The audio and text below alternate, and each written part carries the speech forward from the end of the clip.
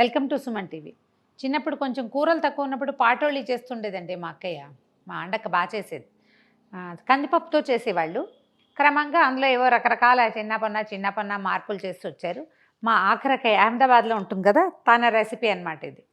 ఇది పాటోళ్ళి ఏంటంటే ఏదైనా ఒక కూర, మనం గోర్చిక్కుడుకాయలు కానీ లేకపోతే క్యాప్సికమ్ కానీ తర్వాత క్యారెట్, క్యాబేజీ వాటితో కూడా చేస్తారు. నూలుకోలు లాంటివి ఏదైనా కొంచెం కూర, ఎక్కువ పప్పు అనమాట. ఇదివరకు ఒట్టి కందిపప్పుతోటే చేసేవాళ్ళు.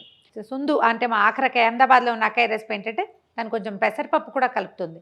ఇది భలే సింపుల్గా ఈజీగా అయిపోతుంది. పాతకాలపు పాటోళ్ళకి బోలెడంత నూనె పట్టేది. ఇప్పుడు తక్కువ నూనెతో తొందరగా అయిపోయే ఒక సింపుల్ రెసిపీ. కాకపోతే కొంచెం ప్రాసెస్ పెద్దదే.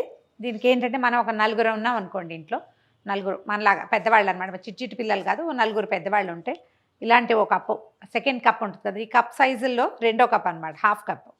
దీంతో ఒక హాఫ్ కప్పు కందిపప్పు, ఒక కప్పు కందిపప్పు, ఒక కప్పు పొట్టు పెసరపప్పు, ఇవి రెండు ఒక 2 hours పాటు నానబెట్టాలి.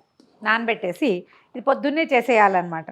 నీళ్ళన్నీ తీసేయటం, పప్పుల్ని చక్కగా మిక్సీలో వేసి రుబ్బేయాలి. ఈ కందిపప్పు పెసరపప్పు రెండింటిని మిక్సీలో వేసేద్దాం. ఇదివరకు రోట్లో రుబ్బేవాళ్ళండి. దీనికి ఏంటంటే ఒక అరడజన్ మనం తినగలిగే కారాన్ని బట్టి 6 నుంచి 10 దాకా ఎండుమిర్చి వేసుకోవాలి. కొంచెం కాయలు కారం గల కాయలు అయితే 2 కాయలు తక్కువ వేసుకోండి, లేకపోతే వేసేసేయచ్చు. తర్వాత ఒక స్పూను జీలకర్ర, ఒక చిటికెడు ఇంగువ. ఈ వాసన భలే బాగుంటుందండి. వేసేయటం మిక్సీలో. ఇది ఎట్లా అంటే మెత్తగా శుద్ధ కాకూడదు, అలాగని పప్పులు ఉండకూడదు, బరగ్గా కావాలన్నమాట. ముప్పాతిగా గ్రైండ్ అయిపోయిందండి. దీంట్లో ఒక చిటికెడు పసుపు, తర్వాత ఈ పప్పులకి సరిపడా ఉప్పు వేసేద్దాము. వేసేసి ఇంకొకసారి, అంటే ఇది మరీ బాగా మెత్తగా కాలేదు, ఇది బరగ్గా అవ్వాలి కదా, ఆ మీడియం సైజులో అవ్వడానికి చివరిగా వేసాను అనమాట ఉప్పు.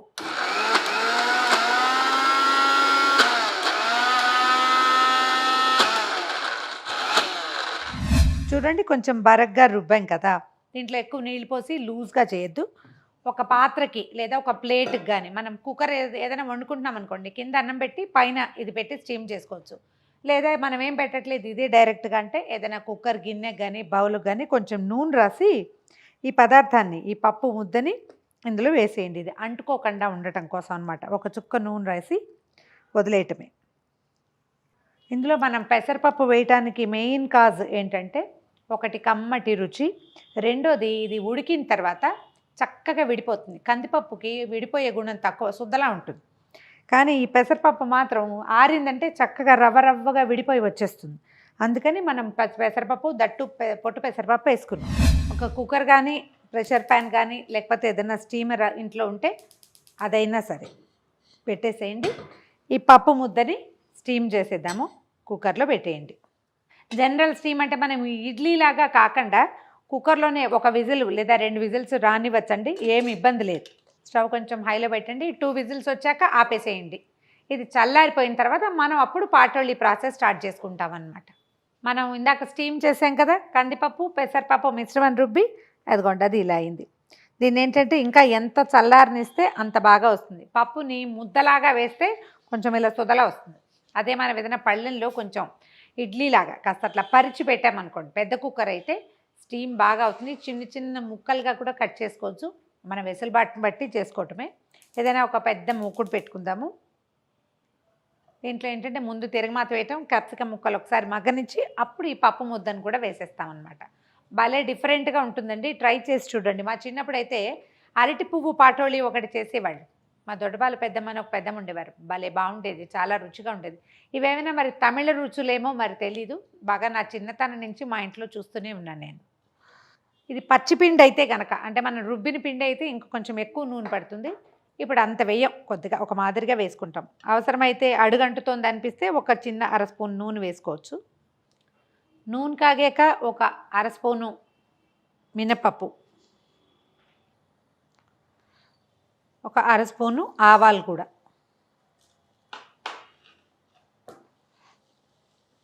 జనరల్ తాలింపేనండి. ఇందులో వెల్లుల్లిపాయలు, ఉల్లిపాయలు గట్రా గిట్రా ఏం వేసుకోము మనము.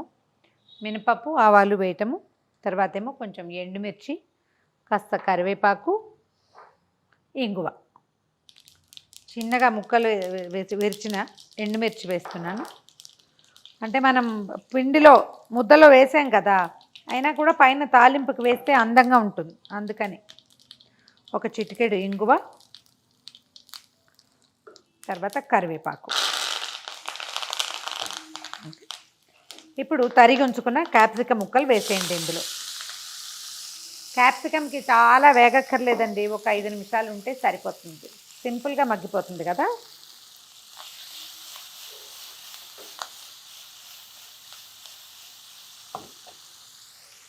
ఈ క్యాప్సికమ్ ముక్కలకి సరిపడా కొద్దిగా అంత ఉప్పు కనుక వేస్తే ముక్కలు క్షణంలో మగ్గిపోతాయి.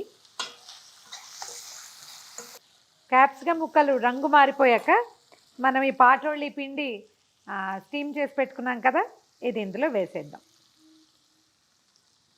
ఇక తాపీగా వేగనివ్వాలండి దీన్ని, కొంచెం టైం పడుతుంది తప్పకుండా. ఒకవేళ మన క్యాప్సికంలో ఇంకా కసున్నా ఏం పర్వాలా, దీంతో పాటు వేగిపోతుంది అది. పెద్ద గడ్డలు ఉన్నవి కనుక కనిపిస్తే గరిటెతోటి అలాగా కొట్టేయండి, చిన్నగా చిదిమేస్తే సరిపోతుంది. దీన్ని నిదానంగా వేగనివ్వాలి. ఎప్పుడైనా అడుగు పట్టింది అనిపిస్తే ఒక చిన్న టీ స్పూను నూనె వేసి కొంచెం వేగనిస్తే సరిపోతుంది. దీన్ని ఇంకా తాపీగా ఈ నూనెలో వేగనివ్వాలి. అప్పుడప్పుడు మూత పెట్టచ్చు, అప్పుడప్పుడు మూత తీసేయచ్చు, మధ్య మధ్యలో కదుపుతూ అడుగు పట్టనివ్వకుండా వేగనివ్వాలి. ఓ 15-20 నిమిషాల పాటు దీన్ని తాపీగా వేగనిచ్చి తీసేద్దాం. కూర రెడీగా ఉంది చూడండి. ఇదేంటంటే చిన్న క్వాంటిటీలో చేసుకుంటే మనకి తెలుస్తుంది మనకు ఆ రుచి నచ్చుతుందా లేదా అని.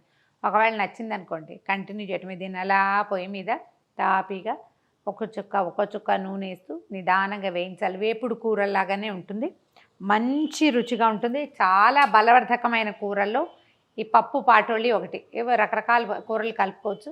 గోర్చిక్కుళ్ళు, క్యాబేజీ, క్యారెట్, క్యాప్సికము, తర్వాత తోటకూర ఏదైనా వేయచ్చు.